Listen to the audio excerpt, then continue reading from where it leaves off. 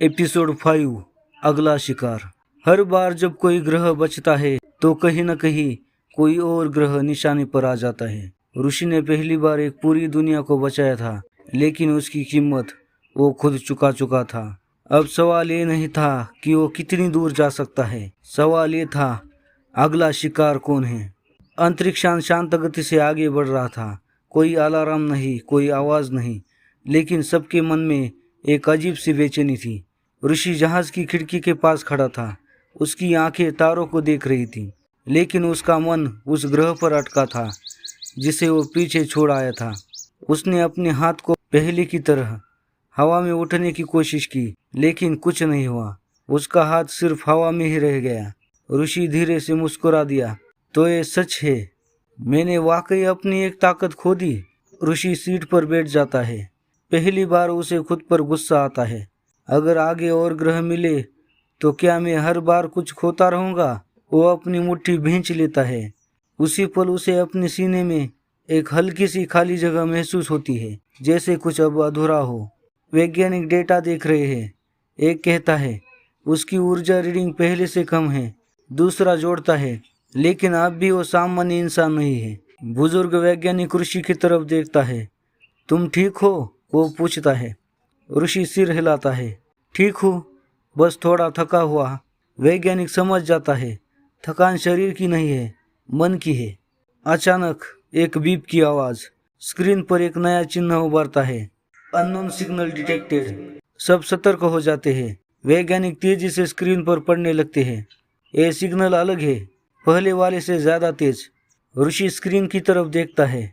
उसका दिल अपने आप तेज धड़कने लगता है। बुजुर्ग वैज्ञानिक बोलता है, ये सिग्नल किसी ग्रह से नहीं, ये तो पूरी आकाशगंगा से आ रहा है। सब चौंक जाते हैं। मतलब? कोई पूछता है। वैज्ञानिक जवाब देता है, मतलब इस बार सिर्फ एक ग्रह नहीं, पूरा सिस्टम खतरे में है। ऋषि चुप हो जाता है। उसे समझ आता है अब दाव और बड़ा है। ऋषि अपने कमरे में चला जाता है। वो आईने में खुद को देखता है। वही चेहरा, वही आंखें, लेकिन अंदर कुछ बदल चुका है। वो धीरे से बोलता है, मैं कब तक लड़ पाऊंगा। उसी पल उसके दिमाग में एक पुरानी आवाज गूंजती है, तुम रास्ता हो। ऋषि आंखें बंद कर लेता है। अगर मैं रास्ता हूँ तो क्या मुझे हर दर्द से गुजरना होगा? रात को ऋषि सो जाता है, लेकिन ये नींद नहीं, एक सपना है। वो खुद को एक अंधेरे की जगह में खड़ा पाता है। चारों तरफ जले हुए ग्रह, बूझते तारे और बीच में एक भारी परछाई। परछाई बोलती है, तुमने मेरा पहला शिकार छीन लिया, अब मैं खुद आऊंगा। ऋषि डर से जाग जाता है। ऋषि हाँफ रहा है। उसका माथा पसीने से भीग गया है। वो समझ जाता है ये सपना नहीं था, ये चेतावनी थी। वो तुरंत कंट्रोल रूम की तरफ भागता है। वैज्ञानिक पहले से स्क्रीन देख रहे हैं। एक बोलता है, ऋषि हमें भी अभी अभी कुछ अजीब दिखा है। स्क्रीन पर एक विशाल आकृति बनती है, एक काला क्षेत्र जो धीरे धीरे तारों को निगल रहा है। ये क्या है? ऋषि पूछता है। वैज्ञानिक धीरे से कहते हैं, ये कोई जहाज नहीं, ये खुद चलता हुआ विनाश है। डेटा साफ होता है। स्क्रीन पर कई ग्रहों के नाम लाल रंग में चमकते हैं। वैज्ञानिक कहता है, ये सब अगले निशाने हो सकते हैं। ऋषि की सांस रुक जाती है। इतने सारे? वो बुदबुदाता है। ऋषि पीछे हटकर कुर्सी पर बैठ जाता है। मैं ग्रह बचा पाया, लेकिन इतने सारे? उसके चेहरे पर डर साफ दिखता है। बुजुर्ग वैज्ञानिक उसके पास आता है। हम सब साथ हैं, वो कहता है। ऋषि धीरे से बोलता है, लेकिन लड़ना मुझे है।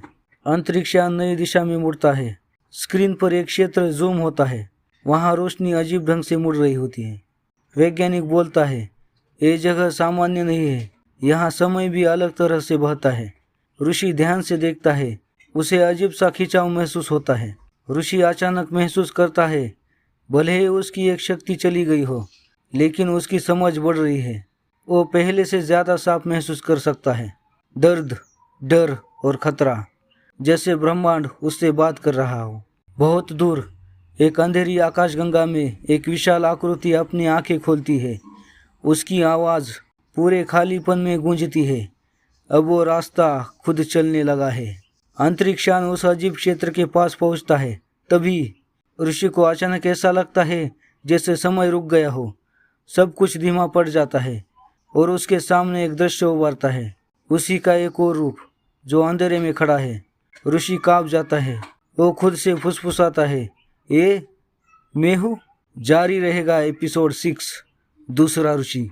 अगर आपको वीडियो अच्छा लगा तो उसे लाइक शेयर एंड सब्सक्राइब जरूर करिए। मिलते हैं अगले वीडियो में, तब तक के लिए बाय बाय।